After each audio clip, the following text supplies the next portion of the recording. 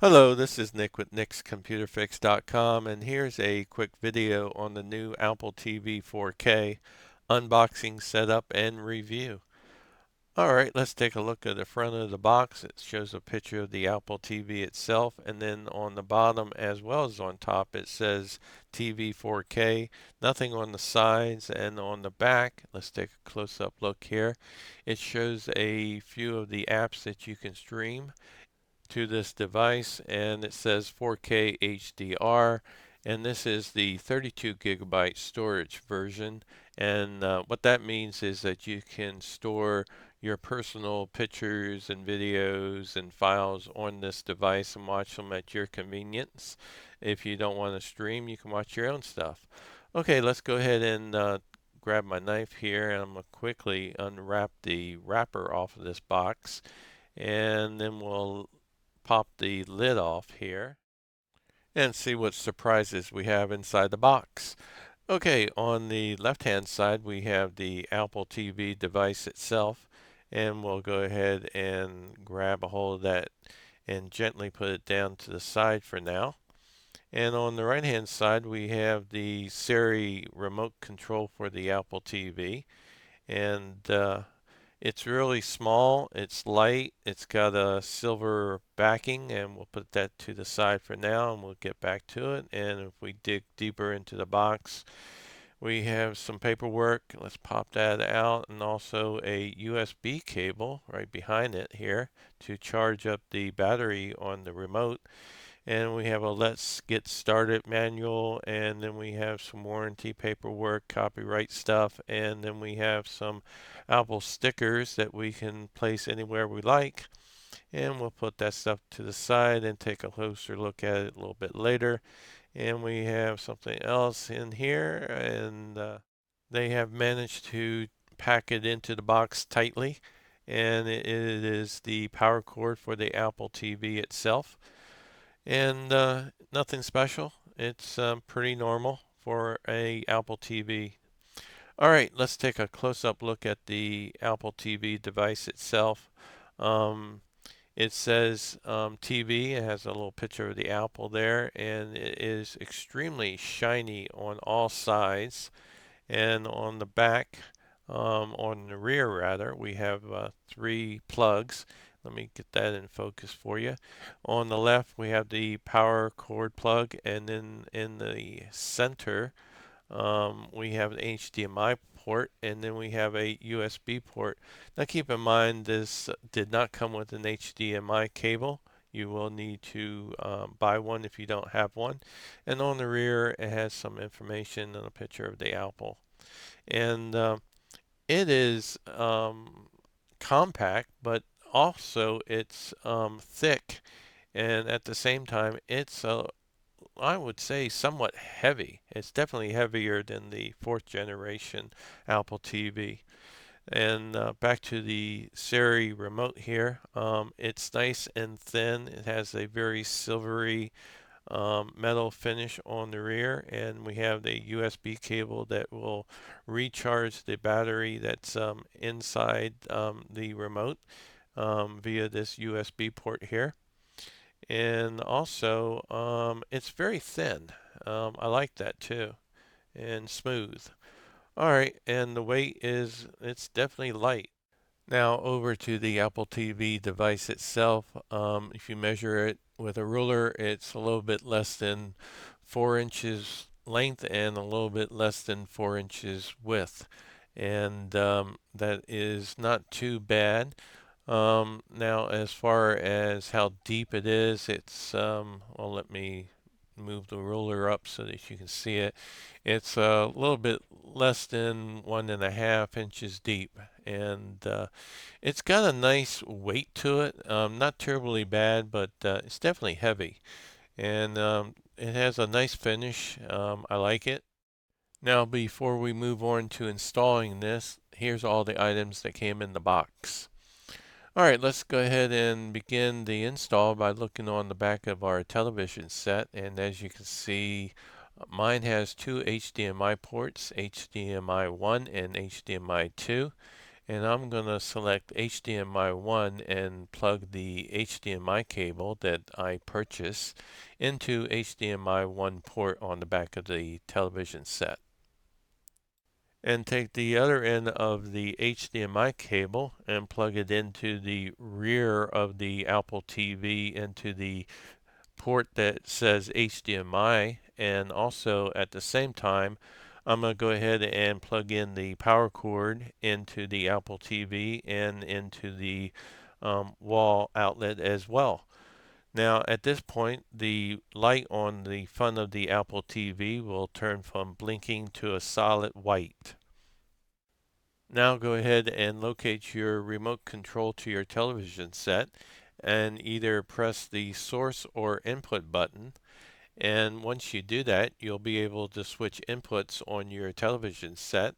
And in my case, I moved my input from TV over to HDMI 1, as you can see on the screen here. And that's the same port that I plugged my HDMI cable into on the back of my television set. And that is plugged into my Apple TV. Now yours may be on HDMI 2 if that's the port that was open on your television set. So keep that in mind. And once you've selected the correct HDMI port, then you'll be presented with the first page of your setup for your Apple TV, and you need to select your language. And I'm going to click on English. And then the next prompt is to select your country or region, and I will be selecting United States. And then the next prompt, you want to be able to use Siri or don't use Siri. And I'm choosing to use Siri because I like to speak my words in. It makes it easier to get things done. And then set up your Apple TV, use your iPhone, iPad, or iPod Touch to automatically add your Apple ID and Wi-Fi settings to this Apple TV. Or you can set it up manually, and that's the one I'm going to click on for this demo. And then it prompts me for my Wi-Fi network, and I'm going to scroll on down and click on CenturyLink 2227. And once I do that, it'll prompt me for my password. And I'm going to go ahead and use Siri to speak it in, and that makes it a lot easier. And you'll see me speaking in the last couple letters here, and then I'm completed on typing or actually speaking it in, and it works very well. And I'm going to click on continue, and it did accept it, and now it's activating Apple TV. It may take a few minutes to activate your Apple TV. Keep that in mind. And then once my Apple ID, and again I went ahead and used Siri and spoke it in, and I'm gonna click on continue once I spoke the password in for my Apple ID as well. And then I'm prompted to do I want to always require to be prompted for a password to purchase something or never?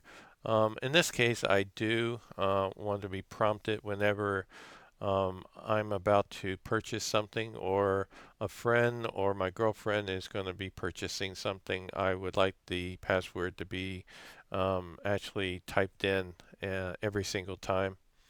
All right, the next item that I'm prompted with is sign in to your TV provider.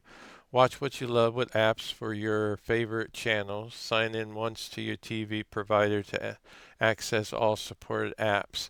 I'm going to do that later, so I'm going to click on Not Now and move forward.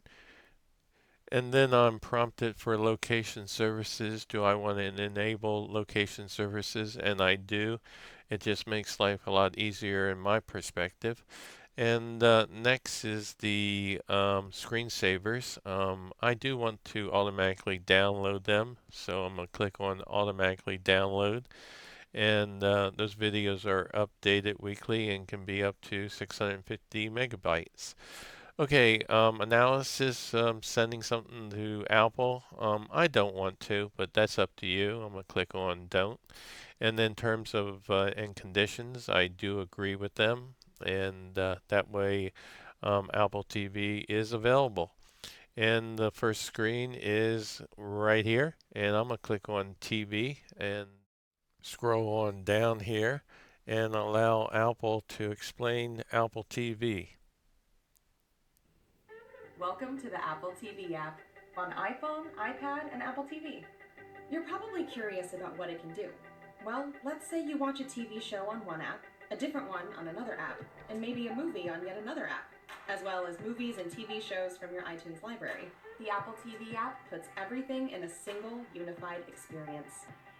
Once you start playing TV shows and movies, they automatically appear in Up Next, so you can pick up where you left off, and you'll never miss the latest episodes of shows you're watching.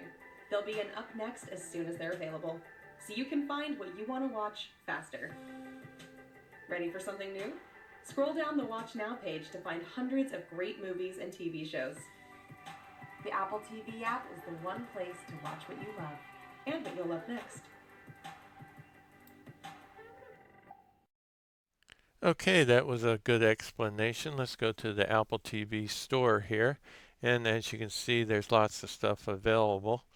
And I'm going to go ahead and try to install one of these. I'm going to click on YouTube and install this app. And you can watch how I do that. And I click on install. And it takes a few seconds and then it'll tell me that it is available to be opened. I'm going to click on open and presto, I have YouTube installed on my Apple TV and I can watch YouTube videos at my convenience. And it's very quick, by the way.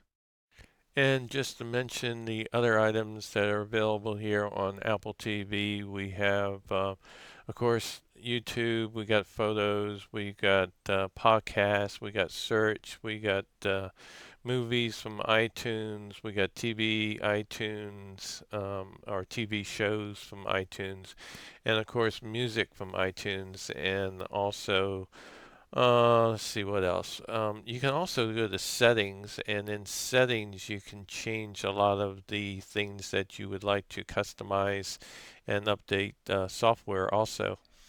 All right, that's it for this video. I hope you got a lot out of my review and installation of Apple TV. Subscribe, leave a like if you like.